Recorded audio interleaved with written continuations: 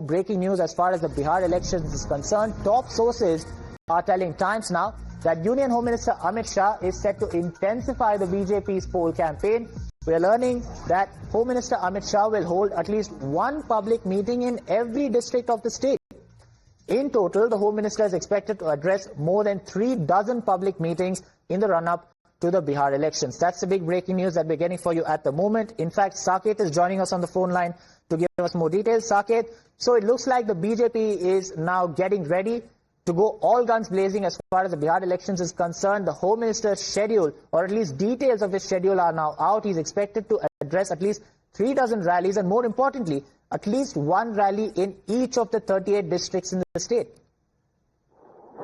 बिल्कुल, देखिए बीजेपी पूरी तरह से कमर कस चुकी है बीजेपी, और देखिए 71 जो कैंडिडेट्स है उनकी लिस्ट बीजेपी ने जारी की है, और ये पहली सूची है। इसके बाद भी बीजेपी की तरफ से 30 नाम और घोषित होने हैं, लेकिन जो फर्स्ट फेज के इलेक्शंस हैं इससे जुड़े तमाम जो क्षेत्र हैं उनका उन कैंडिडेट्स का नाम बीजेपी ने घोषित कर दिया है।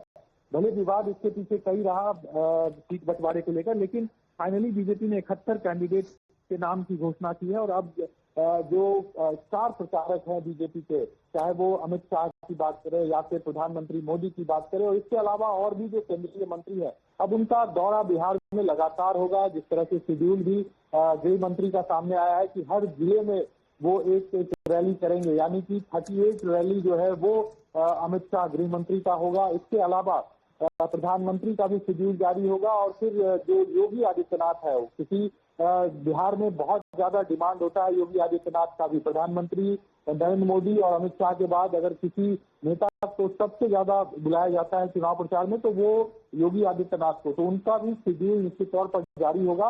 लेकिन पूरी तरह से बीजेपी तैयार है। अब क्योंकि बहुत ज्यादा वक्त भी नहीं बचता है, पहले फेज का चुनाव 6 नवंबर को है, ऐसे में उससे पहले पूरी तैयारी के साथ बीजेपी मैदान में उतरने को तैयार है।